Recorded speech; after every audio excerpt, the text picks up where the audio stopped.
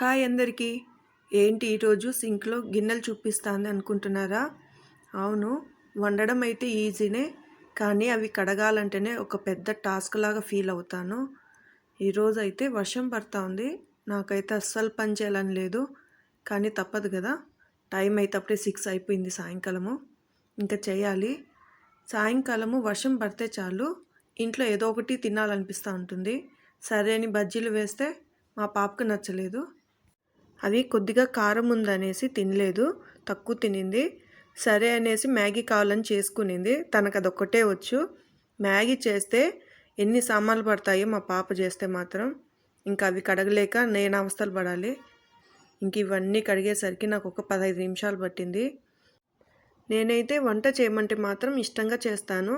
అది ఎంతసేపు అయినా 1 అవర్ అయినా నిలబడుకొని చేస్తాను. అదే గిన్నెలు కడగమంటే మాత్రం అస్సలు ఇష్టం ఉండదు. ఈ పని అయిపోతే నాకు ఆ రోజంతా ఏదో ఒక పెద్ద పని చేసేసినట్టు ఫీల్ అయిపోతాను. అంటే ఒక్కొక్కరికి ఒక్కొక్కటి ఇష్టం ఉండదు కదా. నాకు సామాన్లు కడగడం అంటే అంత ఇష్టం ఉండదన్నమాట. ఇక్కడ ఇవంతా క్లీన్ చేస్తాను. ఇక్కడ నీళ్ళని సైడ్ అంతా పడతాయి కడిగేటప్పుడు. స్టవ్ దగ్గరగా ఉంటుంది కాబట్టి అప్పటికప్పుడు క్లీన్ చేసుకుంటే నీట్గా ఉంటుంది.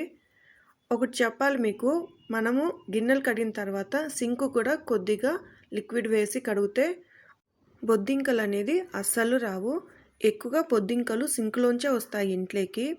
అందుకే అక్కడ క్లీన్గా పెట్టండి, అస్సలు రాకుండా ఉంటాయి. సింక్లో అక్కడ కార్నర్లో బ్లాక్గా ఉంది కదా, అక్కడ వైట్ సిమెంట్ అంతా వెళ్ళిపోయింది. అందుకే అట్లా అయిపోయింది అది. వీలైనంత వరకు నైటే గిన్నెలు కడిగేయడం బెస్ట్, ఎందుకంటే అక్కడ బొద్దింకలు అనేది రాకుండా ఉంటుంది. ఇక్కడ నేను ఇంకా స్టవ్ అవన్నీ క్లీన్ చేసుకోవాలి. ఈ నీళ్ళని దీనిపైన పడతాయి కదా. నాకు ఇక్కడ స్టవ్ పక్కనే ఉంటుంది సింకు, కొంచెం గ్యాప్ ఉంటుంది అంతే. ఇక్కడ అంతా క్లీన్ చేసుకోవాలి. ఇంకా టిఫిన్ స్టార్ట్ చేయాలి కదా. టైం ఇప్పుడు 6:30 అయిపోతుంది. అంటే ఇంట్లో 8 అంతా తినేస్తారు, 7:30 8 అంతా తినేస్తారు కాబట్టి నేను తొందరగా స్టార్ట్ చేసేస్తాను. ఇంకా ఈరోజు చపాతీ చట్నీ చేయమన్నారు. ఇంకా దానికోసం ఇక్కడ నేను కొద్దిగా నీళ్ళు తీసుకున్న, వేడి నీళ్ళు. నేనైతే చపాతీ పిండి కలిపేటప్పుడు కొద్దిగా వేడి నీళ్ళు వేసే కలుపుతాను. దానివల్ల చపాతీలు అయితే చాలా మెత్తగా వస్తాయి. ఎప్పుడన్నా చపాతీలు నైట్ చేస్తే మార్నింగ్ అట్లా మిగులుతుంది కదా, ఒకటో రెండో, మార్నింగ్ అయినా కూడా సరే అవి అలాగే మెత్తగా ఉంటుంది, గట్టిగా అయితే అస్సలు అవ్వదు. ఇక్కడ నేను గోధుమ పిండిలో కొద్దిగా వేడి నీళ్ళు, అలాగే ఒక 1/2 స్పూన్ తీసుకోండి, సాల్ట్ సరిపోతుంది.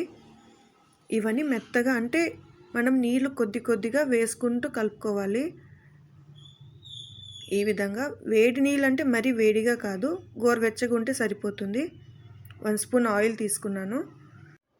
ఆయిల్ వేయడం వల్ల పిండి కలిపేటప్పుడు చేతికి అంటకుండా ఉంటుంది, అలాగే స్మూత్గా కూడా వస్తాయి చపాతీలు. ఇక్కడ చూసారా, ఈ విధంగా మెత్తగా రావాలి పిండి, గట్టిగా ఉండకూడదు అసలు. పూరికైతే కొంచెం గట్టిగా కలుపుకోవాలి, చపాతీకి ఈ విధంగా. ఇక్కడ నేను చపాతీకి చట్నీ చేద్దాం అనుకున్నా. అది కూడా కొద్దిగా శనగింజలు, కొద్దిగా కొబ్బరి వేసి చేద్దామని. ఇక్కడ నేను శనగింజలు వేసేటప్పుడు కొద్దిగా ఆయిల్ వేసి కూడా ఫ్రై చేస్తాను. మాకు ఇది అలవాటు అయిపోయింది ఇక్కడ. ఒకసారి ట్రై చేయండి, బాగుంటుంది టేస్ట్ కూడా. ఎక్కువ మాడవన్నమాట ఆయిల్ వేస్తే. నేను ఎలాగో గింజలకి పొట్టు తీయను కదా, కాబట్టి నేను ఈ విధంగా చేసుకుంటాను. ఇక్కడ నేను పచ్చిమిర్చి తీసుకున్నా కొద్దిగా, అంటే మీకు కారం బట్టి మీరు ఎక్కువగా తీసుకోండి. ఇంట్లో మరీ ఎక్కువగా తినరు కారం, మీడియంగా తింటారు కాబట్టి ఇది సరిపోతుంది నాకు. ఈ విధంగా ఫ్రై చేసుకోండి, మీడియం ఫ్లేమ్లోనే ఫ్రై చేయండి, అప్పుడే గింజలు బాగా వేగుతాయి. టేస్ట్ కూడా చట్నీ చాలా బాగుంటుంది. మీరు కూడా నచ్చితే ఒకసారి ట్రై చేయండి, టేస్ట్ బాగుంటుంది ఆయిల్ వేసి ఫ్రై చేస్తే. ఇవి చల్లారేలోపు ఇక్కడ మనం పిండి కలిపెట్టాం కదా, వీటిని ఉండలు చేసుకుందాము. ఎప్పుడైనా సరే గోధుమ పిండి కలిపినాక ఒక అరగంట సేపు అలా నానపెట్టేస్తే పిండిని, చపాతీలు చాలా మెత్తగా వస్తాయి. నా పెళ్ళైన కొత్తలో అయితే నేను చపాతీలు చేస్తే చాలు, ఇంట్లో టిఫిన్ చపాతీ అంటే ఇంకా తక్కువ తింటారనమాట, 1 2 అంతే, అస్సలు తినరు. అవి వేడిగా ఉన్నప్పుడే మెత్తగా ఉంటుంది, చల్లారితే గట్టిగా అయిపోతుంది. ఎప్పుడైనా మిగిలినప్పుడు బయట కుక్కర్కి వేస్తే అస్సలు తినదు అది. నాకు అప్పుడు అర్థమైంది మనం అంత బాగా చేస్తానని అనేసి. ఒక్కొక్కరు ఒక్కొక్కటి చెప్తారు, కొందరు చక్కెర వెయ్యి, కొందరు అరటిపండు, పాలు, ఇలా వేసి కలుపు చపాతీలు మెత్తగా వస్తాయి అని చెప్పినారు. అన్నీ ట్రై చేసిన అసలు ఏవి రాలేదు. వేడి నీళ్ళు వేసి చేస్తేనే నాకు బాగా చాలా మెత్తగా వస్తున్నాయి. అప్పటి నుంచి నేనైతే ఈ విధంగా కొద్దిగా గోరువెచ్చగా ఉంటే చాలు నీళ్ళు చేసుకుంటాను. ఎప్పుడైనా సరే చపాతీలు ఈ విధంగా మడత పెట్టి రుద్దుకోండి. చపాతీ కాల్చిన తర్వాత అవి పొరలుగా వస్తుంది, అలాగే మెత్తగా కూడా వస్తుంది. ఒకసారి ట్రై చేయండి. నేనైతే అన్నీ ఈ విధంగా చేసుకొని కొద్దిసేపు అంటే ఒక 10 నిమిషాలు అలా వదిలేస్తాను. ఈలోపు నేను చట్నీ మిక్సీకి వేయాలి కదా, అది చల్లారింటుంది. అందుకనేసి నేను ఇవన్నీ పక్కన పెట్టేస్తాను.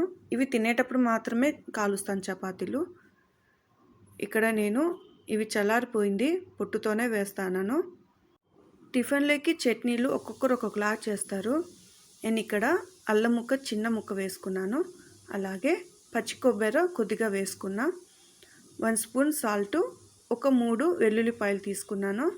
చింతపండు కొద్దిగా, మరీ ఎక్కువగా అవసరం ఉండదు, కొద్దిగా సరిపోతుంది. ఇందులో నేను పచ్చి కొబ్బరి వేసాను కదా, మిక్సీ పట్టేటప్పుడు కొద్దిసేపు ఎక్కువగా పట్టండి, అప్పుడే అది మెత్తగా మెదుగుతుంది. ఇక్కడ నేను కొద్దిగా మిక్సీ జార్లో నీళ్ళు వేసాను. అందులో కొద్దిగా చట్నీ ఉంటుంది కదా, నేనైతే అందులోనే వేస్తాను. ఇప్పుడు ఈ చట్నీకి తాలింపు పెట్టుకుంటున్నా. ఇందాక శనగింజలు వేయించాను కదా, అదే కడాయిలోనే పెట్టుకుంటాను. ఒక 2 స్పూన్స్ ఆయిల్ తీసుకోండి, మరీ ఎక్కువ పట్టదు. కొద్దిగా జీలకర్ర, అలాగే ఉద్దిపప్పు 1 స్పూన్ తీసుకోండి. అవి కొద్దిగా ఫ్రై అయిన తర్వాత ఆవాలు ఉంటాయి కదా, ఒక 1/2 స్పూన్ తీసుకోండి. కరివేపాకు కొద్దిగా, ఒక 2 నిమిషాలు ఫ్రై చేస్తే సరిపోతుంది. ఒకసారి చట్నీ ఈ విధంగా ట్రై చేయండి, చాలా బాగుంటుంది. టిఫిన్కి అయితే మరీ ఎక్కువ నీళ్ళగా ఉండకూడదు, చట్నీ ఈ విధంగా ఉండాలి. చపాతీకి అప్పుడే బాగుంటుంది. ఇడ్లీకి చపాతీకి ఇట్లా వాటికి కొంచెం గట్టిగా ఉంటేనే బాగుంటుంది చట్నీ. ఇక్కడ నేను ఇంకా 7:30 అయిపోయింది కదా టైము, చపాతీ చేద్దామనేసి వచ్చాను. ఈ విధంగా కొద్దిసేపు పిండి నానబెట్టడం వల్ల చాలా మెత్తగా వస్తాయి చపాతీలు. ఇక్కడ నేను చపాతీ రుద్దేటప్పుడు పొడి పిండి వేసే చేస్తాను, ఆయిల్ అయితే వేయను. కొందరు ఆయిల్ వేసి కూడా చేస్తారు కదా, నేనైతే పొడి పిండి వేస్తాను. చపాతీలు కాల్చేటప్పుడు మాత్రమే నేను ఆయిల్ వేస్తాను. నేను ఎంత ట్రై చేసినా నాకు చపాతీలు అయితే రౌండ్గా రావు, అస్సలు రాదు. ఒక్కొక్కసారి ఒక్కొక్క మ్యాప్ వస్తుందన్నమాట. నేను రాంది ఎందుకు నేర్చుకోవడం అని ఇంకా వదిలేశాను. ఏ షేప్లో వస్తే ఆ షేప్లో చేసేస్తూ ఉంటాను చపాతీలు. మా పాప అయితే నేను ఎప్పుడు చపాతీలు చేసినా ఈరోజు ఇండియా మ్యాపు లేదా ఆస్ట్రేలియా మ్యాపు అనేసి జోకులు వేస్తూ ఉంటుంది. ఒక్కొక్కసారి అయితే నేను వేడి నీళ్ళు వేసి పిండి కలపడం మర్చిపోతాను, తొందరలో అలాగే కలిపేస్తాను పిండి. అప్పుడు కొద్దిగా అంటే కొంచెం గట్టిగా వస్తాయి కదా చపాతీలు. వీళ్ళకి చెప్తాను ఈరోజు కొంచెం గట్టిగా వచ్చినాయి చపాతీలు అని చెప్తే ఇంకా స్టార్ట్ చేస్తారనమాట మా ఆయన మా పాప. ఒకరేమో సుత్తి తీసుకొనిరా అంటారు, ఇంకొకరేమో నలుగురిని కూలోళ్ళని పిలువు డాడీ, అస్సలు రాదు, వాళ్ళైతే హెల్ప్ చేస్తారు మనకి అనేసి జోకులు వేస్తూ ఉంటారు. మీ ఇంట్లో కూడా ఉంటారు కదా ఇలాంటి వాళ్ళు. వీళ్ళిద్దరూ ఒక చోటు ఉంటే ఇంకా అంతే నేను. అందుకే వాళ్ళిద్దరూ ఒక చోటు ఉన్నప్పుడు వాళ్ళకి కొంచెం దూరంగా ఉంటాను. ఒకసారి ఏమైందంటే చెప్పులు తీసుకుందామని షాప్కి వెళ్తే వీళ్ళిద్దరు తీసుకున్నారు, నాది ఇంకా అవ్వలేదు, నేను చూస్తా ఉన్నాను.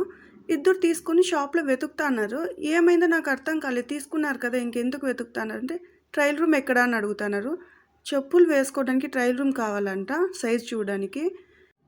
నాకైతే వీళ్ళని ఏమన్నాలో కూడా అర్థం కాలేదు. ఇంకా నేను అక్కడి నుంచి వచ్చేసాను. ఇక్కడ నేను ఆమ్లెట్ వేస్తాను.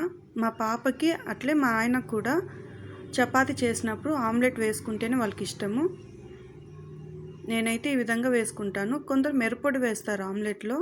మిరప్పొడి కన్నా కొద్దిగా మిరియాల పౌడర్ వేస్తేనే టేస్ట్ బాగుంటుంది. అంటే ఒక్కొక్కరు ఒక్కొక్కలాగా చేస్తారు కదా, నేనైతే ఈ విధంగా చేస్తాను.